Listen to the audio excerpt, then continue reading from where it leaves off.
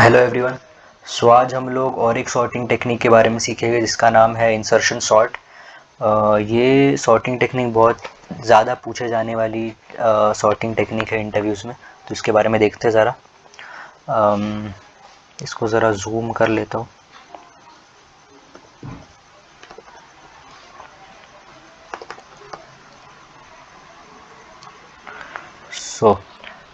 Insertion sorting में होता क्या है बेसिकली कि हम एक पर्टिकुलर एलिमेंट सीक्वेंशियली एक एक एलिमेंट्स हम उठाते हैं और उस पर्टिकुलर एलिमेंट को उसके प्रीवियस एलिमेंट्स के साथ कंपेयर करते हैं। अगर उसके जो प्रीवियस एलिमेंट्स है अगर वो उस वाले एलिमेंट से बड़े हैं तो हम उस एलिमेंट को आगे शिफ्ट कर देंगे ताकि हमको वो वाला एलिमेंट रखने को स्पेस मिल जाए। वापस से हम उस एलिमेंट को उसके प्रीवियस एलिमेंट्स के साथ चेक करते रहेंगे। अगर वो बड़ा है तो वापस हम उस बड़े एलिमेंट को आगे शिफ्ट कर देंगे ताकि एक स्पेस बनी रहे। हम ये तब तक करते रहेंगे जब तक हमें कोई छोटा एलिमेंट नहीं मिल जाएगा। जैसे ही हमें कोई छोटा एलिमेंट मिल जाएगा हम उस एम्प्टी स्पेस में जो शिफ्ट करके हमें जो स्पेस बनाई है उस स्पेस में हम अपना वो पर्टिकुलर एलिमेंट रख देंगे। तो ऐसे हम इटरेशंस में करेंगे। सबसे पहले ये जो ज़ीरोथ इंडेक्स पे जो एलिमेंट है सबसे पहले हम उसको उठाएंगे। फिर उसके प्रीवियस एलिमेंट्स के साथ तो कुछ चेक करने को है ही नहीं, तो सबसे पहले हम स्टार्ट 4 से करेंगे। इस 4 से हम जब स्टार्ट कर रहे हैं तो हम 5 से कंपेयर करेंगे।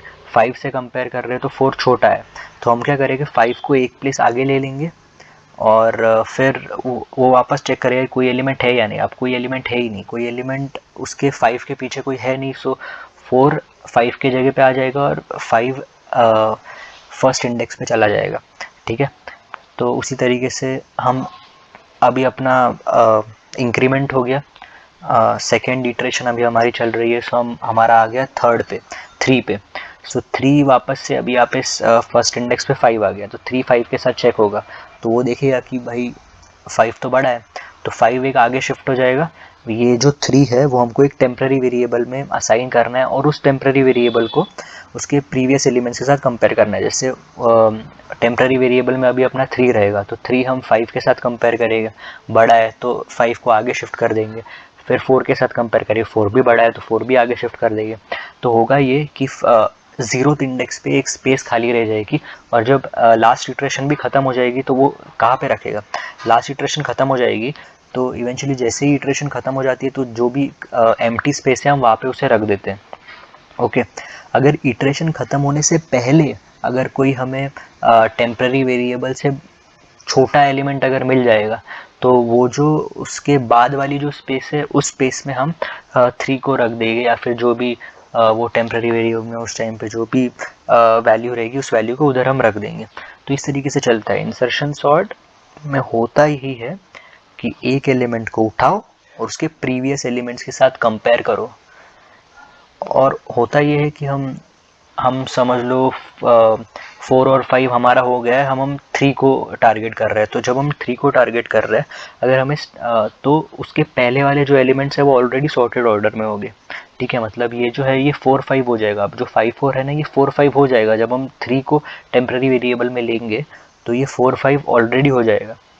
तो अगर कोई एलिमेंट अगर समझो 3 से पहले अगर समझो एरे 1 2 3 4 है और हम 3 पे है, सो 3 2 के साथ कंपेयर हो जाएगा और उसे छोटा एलिमेंट मिल जाएगा तो वो तभी रुक जाएगा, वो पीछे चेक ही नहीं करेगा क्योंकि उसके पहले के अगर 2 ही उससे छोटा है तो उसके पहले वाले एलिमेंट्स भी उससे छोटे ही होंगे, तो पीछे चेक करने की ज़रूरत ही नहीं है। तो जैसे ही हमें कोई ऐसा एलिमेंट मिल जाए जो टेम्प्रेरी वेरिएबल में जो वैल्यू है उससे छोटा है, तो तभी हम ब्रेक कर जाएंगे, उस इटरेशन से ब्रेक कर जाएंगे। अगर वो एलिमेंट बड़ा है टेम्प्रेरी वेरिएबल से तो हम चेक करते जाएंगे उसके प्रीवियस से और उसके प्रीवियस से, जब तक हमें कोई छोटा एलिमेंट नहीं मिल जाता टेम्प्रेरी वेरिएबल से तब तक हम चेक करते जाएंगे। ओके, तो ये होता है इंसर्शन सॉर्ट का पूरा कोड है। ये थोड़ी थियरी है, उसके बारे में आप पढ़ लेना। ये थियरी है। अब इसकी स्पेस कॉम्प्लेक्सिटी और टाइम कॉम्प्लेक्सिटी की बात करते हैं तो स्पेस कॉम्प्लेक्सिटी इसकी बिग ऑफ 1 है क्योंकि हमने कोई भी एक्स्ट्रा स्पेस एलोकेट नहीं की है इसके लिए। जो भी है बस वेरिएबल्स असाइन किए, कोई भी स्टैक हमने यूज़ नहीं किया है जो कि रिकर्सिव कॉल मेंटेन कर रहा है, तो ऐसा कोई भी हमने यूज़ नहीं किया है। सो इसका टाइम कॉम्प्लेक्सिटी, जब हम सिर्फ वेरिएबल्स ही यूज़ करते हैं, वेरिएबल्स मतलब वैल्यू स्टोर करने के लिए, तो उसकी स्पेस कॉम्प्लेक्सिटी कांस्टेंट होती है, इसलिए इसकी स्पेस कॉम्प्लेक्सिटी बिग ऑफ 1 है। इसकी टाइम कॉम्प्लेक्सिटी देखी जाए तो बेस्ट केस में बिग ऑफ एन स्क्वायर है, सॉरी वर्स्ट केस में बिग ऑफ एन स्क्वायर है, और बेस्ट केस में बिग ऑफ एन है। अब वर्स्ट केस कब आएगी, जब सॉर्टेड ऑर्डर में नहीं है, तो ये वर्स्ट केस में आ जाएगा। तो होगा ये कि हम हर एक एलिमेंट्स लेंगे, उसके प्रीवियस एलिमेंट्स के साथ चेक करेंगे। जैसे अब यहाँ पे देखो कि हम 5 तो हम लेंगे नहीं, क्योंकि वो अपनी जगह पे वो कहाँ पीछे किसी कोई है भी नहीं उसके पीछे चेक करने के लिए, तो हम 4 से स्टार्ट करेंगे। जब हम 4 से स्टार्ट कर रहे हैं तो हम 5 के साथ चेक करेंगे, ठीक है, कि कोई मैचिंग कोई मिल रहा है, यानी मतलब कोई एलिमेंट बड़ा है या छोटा है, हम 5 के साथ चेक कर रहे हैं। तो जब हम, ये एक एलिमेंट हो गया, मतलब एक बार हमने चेकिंग परफॉर्म की, ठीक है। अब हम 3 पे आ गए, 3 पे आ गए, फिर हमने 2 बार चेकिंग परफॉर्म की। अगर डिपेंडिंग अपॉन कि वो एलिमेंट उसके प्रीवियस एलिमेंट बड़ा है या छोटा है, छोटा है तो हम वहीं पे रुक जाएंगे, अगर बड़ा है तो हम उसको शिफ्ट करेंगे वापस, उसके प्रीवियस एलिमेंट्स को चेक करेंगे। वैसे ही करके इस एलिमेंट के लिए, इन 4 एलिमेंट्स के लिए हम चेक करेंगे, और यहाँ पे एक चेकिंग परफॉर्म करेगा, 4 के लिए एक चेकिंग परफॉर्म करेगा, 3 के लिए 2 चेकिंग्स परफॉर्म करेगा वर्स्ट केस में, 3 के लिए 3, तो वैसे 1 2 3 4 अप टू n। अगर इसमें 5 एलिमेंट्स है तो ये 4 चेकिंग 4 बार इटरेशन चलेगा। पहले बार एक बार कंपैरिजन्स होगी, फिर 2 बार कंपैरिजन्स होगी, ऐसे 4 बार कंपैरिजन्स होगी। वैसे ही अगर n एलिमेंट्स है एरे में, तो n-1 टाइम्स पहले बार एक बार चलेगा, फिर 2 बार चलेगा, ऐसे करके n-1 टाइम्स तो चलेगा। तो इसका हम समेशन जब लेंगे तब n+1/2 आ जाता है, जिसको जो क्वाड्रेटिक में हमें उसकी वैल्यू में देखने को मिलती है। So big O of n square इसकी इस तरीके से वर्स्ट केस में टाइम कॉम्प्लेक्सिटी आ जाती है। और बेस्ट केस ये होता है कि जब ये हमारा जो एलिमेंट है ये ऑलरेडी सॉर्टेड है। अगर ये एरे ऐसा ना हो कि 1 2 3 4 5 होता, तो होता क्या कि हम 2 से स्टार्ट करते, 2 1 से चेक होता, तो 1 जो है वो ऑलरेडी छोटा है 2 से, तो हम वहाँ पे कुछ भी नहीं करेंगे, हम ब्रेक कर जाएंगे, क्योंकि 2 जहाँ पे है वहीं पे रहेगा। अब 3 2 से चेक होगा, तो 3 तो ऑलरेडी बड़ा है 2 से, तो कुछ भी नहीं होगा, वो 1 को चेक नहीं करेगा, उधर ही ब्रेक हो जाएगा। वैसे ही 4 फिर 3 से बड़ा है, सो आगे चेक करने की ज़रूरत नहीं, वहीं पे ब्रेक। ऐसे करते करते बस हर एक इटरेशन में एक ही बार चेक हो रहा है।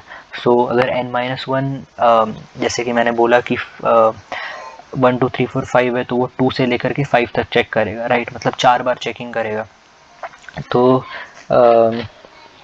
अगर n एलिमेंट्स है एरे में, तो वो n-1 टाइम्स ही चलेगा। तो इसका टाइम कॉम्प्लेक्सिटी हो जाएगा big of n। Best case में उसका time complexity big of n हो जाएगा, जब एरे ऑलरेडी सॉर्टेड है तो, ठीक है। तो ये है इसकी कुछ थियरी। अब इसका कोड देख लेते हैं, इसका कोड समझ लेते हैं। तो मेन फंक्शन मैंने लिखा हुआ है, वेरिएबल लिए है, एक पॉइंटर लिया है, और मैं इनपुट ले रहा हूँ वेरिएबल को, मतलब कितने एलिमेंट्स चाहिए हमें जिसको हमें सॉर्ट करना है। सो वो नम में स्टोर हो जाएंगे, यूज़र इनपुट देगा, फिर मैं डायनामिकली उसमें स्पेस अलोकेट करूँगा कि कितनी स्पेस मुझे चाहिए उस पर्टिकुलर उतने नंबर ऑफ़ एलिमेंट्स को होल्ड करने के लिए। सो ये हीप में एलोकेट हो जाएगी स्पेस, और उस स्पेस को एक पॉइंटर पॉइंट आउट करेगा जिसका नाम एरे होगा, ARR होगा। और अब यहाँ पे मैं इनपुट ले रहा हूँ यूज़र से। ये यूज़र से इनपुट लेने के लिए हम ऐसे इस तरीके से इनपुट लेते हैं। फिर मैं इंसर्शन नाम का मैंने एक फंक्शन बनाया, उसको मैं कॉल कर रहा हूँ, उसमें ARR पास कर रहा हूँ, जो कि उस पर ARR में पास क्या होगा, उस ARR में होता क्या है, ARR में उस पर्टिकुलर मेमोरी लोकेशन का एड्रेस स्टोर हो जाता है। तो और नम में मतलब कितने नंबर ऑफ़ एलिमेंट्स हमको सॉर्ट करना है वो मैं पास कर रहा हूँ। तो यहाँ पे ये इंसर्शन का फंक्शन है। तो जब मैं एड्रेस पास कर रहा हूँ, तो एड्रेस को पकड़ने के लिए मुझे एक पॉइंटर चाहिए, इसलिए और उस पर्टिकुलर एड्रेस में स्टोर किया है इंटीजर्स है, तो मुझे इंटीजर पॉइंटर चाहिए उसे होल्ड करने के लिए। तो मैंने इंटीजर पॉइंटर p बनाया हुआ है, जो उस मेमोरी एलोकेशन को अभी पॉइंट आउट कर रहा है। और ये इंट n है जिसमें नंबर ऑफ़ एलिमेंट्स आ जाएंगे। उसके बाद मैंने एक आउटर फॉर लूप और इनर लूप लगाया है। सो आउटर फॉर लूप जैसे कि मैंने बोला हम ज़ीरो से स्टार्ट नहीं करेंगे क्योंकि ज़ीरो तो ऑलरेडी उसको चेक करने के लिए कुछ है ही नहीं। सो हम फर्स्ट इंडेक्स से स्टार्ट कर रहे हैं और एंड तक जा रहे हैं, ठीक है। सो हम करते क्या है, जब भी हम कोई एलिमेंट को लेते हैं, मतलब चूज़ करते हैं, उसको प्रीवियस एलिमेंट्स के साथ कंपेयर करते हैं। सो हम अच्छी प्रैक्टिस ये हो जाएगी कि उस पर्टिकुलर एलिमेंट को एक टेम्पररी वेरिएबल में स्टोर कर दो, ताकि कंपैरिजंस करना और शिफ्टिंग, जब हम शिफ्ट करते हैं कोई बड़ा एलिमेंट हमें मिल जाएगा तो हम शिफ्ट करेंगे, राइट। तो वो अपने जो गिवन एलिमेंट है जिससे हम कंपेयर कर रहे हैं उससे ओवरलैप हो जाएगा, तो वो उसमें आंसर गलत आ जाएगा। सो उसको टेम्पररी वेरिएबल में लो और उसको सबके साथ कंपेयर करो। तो इसलिए मैंने उस पर्टिकुलर एलिमेंट को टेम्पररी वेरिएबल में स्टोर कर दिया ताकि कंपैरिजंस मेरे इजी हो जाए। अब मैं एक वाइल लूप लगा रहा हूँ जो कि चलेगा, अभी i1 है, जो भी है i उसके एक पीछे से चलेगा, ठीक है। i अगर 5 है तो ये मेरा जो इनर लूप है वो 4 से लेकर के 0 तक चलेगा, 4 से लेकर के 0th इंडेक्स तक चलेगा, फॉर एग्जांपल, ओके। सो वैसे ही मैंने किया है और जब तक j greater than equal to 0 है तब तक ये लूप चलेगा। तो लूप में हम कंपेयर क्या कर रहे हैं, लूप में हम यही देख रहे हैं कि जो प्रीवियस वाला एलिमेंट है, p ऑफ j मतलब प्रीवियस वाला एलिमेंट, ये j हमने पीछे वाले को लिया है, और ये टेम्पररी वेरिएबल जो हमने जिसके साथ हम कंपेयर कर रहे हैं। तो अगर जो प्रीवियस एलिमेंट है अपने टेम्पररी वेरिएबल से बड़ा है तो ऑब्वियसली क्या मैंने बोला था कि हमें उस बड़े एलिमेंट को आगे शिफ्ट करना है, ठीक है। उस बड़े एलिमेंट को हम आगे शिफ्ट कर देंगे और अब जैसे कि मैंने यहाँ पे किया है, उस जो बड़ा वाला एलिमेंट है, ये वाला एलिमेंट है, तो उसको मैंने आगे शिफ्ट कर दिया है, p ऑफ j+1 में मैंने शिफ्ट कर दिया है इस वाले एलिमेंट को, ठीक है। और मैं अभी ये डिक्रीमेंट कर दूंगा, जो इटरेशन है एक j माइनस कर दूंगा, ठीक है। तो वापस से दूसरा लूप चलेगा, ये लूप तब तक चलेगा जब तक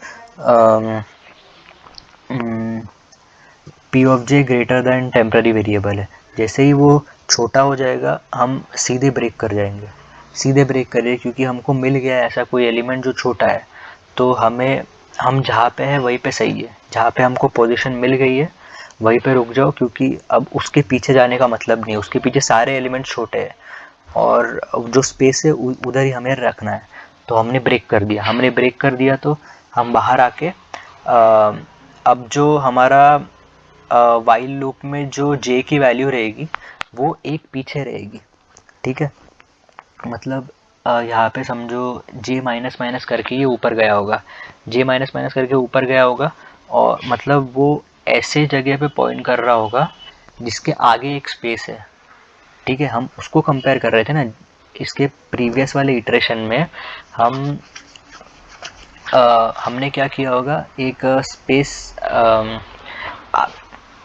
पीछे वाले एलिमेंट को आगे खिसका दिया होगा, और हम अभी जो जहाँ पे अपना j पॉइंट कर रहा है उसके आगे एक स्पेस है, ठीक है।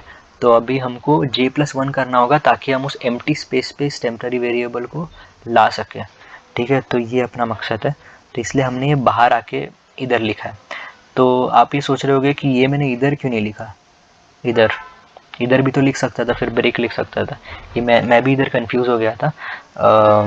हम अगर इधर लिखेंगे और फिर ब्रेक मारेंगे ना तो आउटपुट एकदम अगर 1 2 3 4 5 है तो 5 5 5 5 5 आ जाएगा, क्योंकि होगा ये कि अगर वो पूरा एक पर्टिकुलर कंपैरिजंस करते करते करते अगर वो एंड तक पहुंच गया तो वो स्पेस तो वहाँ पे बना लेगा पर वैल्यू वही पुट करेगा, वैल्यू पुट ही नहीं करेगा, क्योंकि अगर वो यहाँ पे रहेगा ब्रेक के पहले तो वो वैल्यू ही नहीं पुट कर पाएगा उधर। तो इसलिए उसको हमेशा जो इनर लूप ख़त्म हो जाएगा वहाँ पे उस पर्टिकुलर एलिमेंट को एट द एंड उधर असाइन करो, ये लूप ख़त्म होने के बाद, ठीक है। तो इसलिए मैंने ये बहुत इंपॉर्टेंट स्टेप है यहाँ पे करो, नहीं तो अगर आप यहाँ पे उसको लिख लोगे तो आंसर आपका गलत आएगा, ठीक है। आप ड्राई रन करके देखो, आपको समझ में आ जाएगा। अगर कुछ नहीं समझा तो कमेंट सेक्शन में पूछो, मैं क्लियर कर दूंगा, ठीक है। तो यहाँ पे हमने असाइन किया है, तो यही है पूरा इंसर्शन सॉर्ट, मैंने बहुत डिटेल में समझाया है। अगर फिर भी आपको चाहिए होगा तो मैं वापस से आपको समझा दूँगा। तो यहाँ पे जैसे मैंने कॉल किया था, अब मैं प्रिंट कर रहा हूँ एरे को, ठीक है। सो i = 0 से लेकर के num तक अब मैं प्रिंट कर दूँगा, ठीक है। तो अब इसका आउटपुट देख लेते हैं।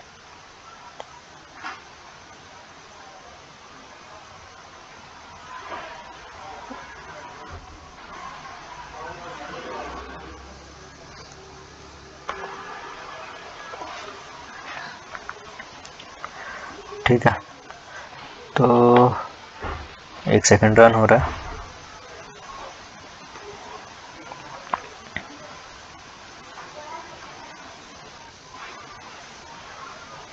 ओके, क्या हो रहा है?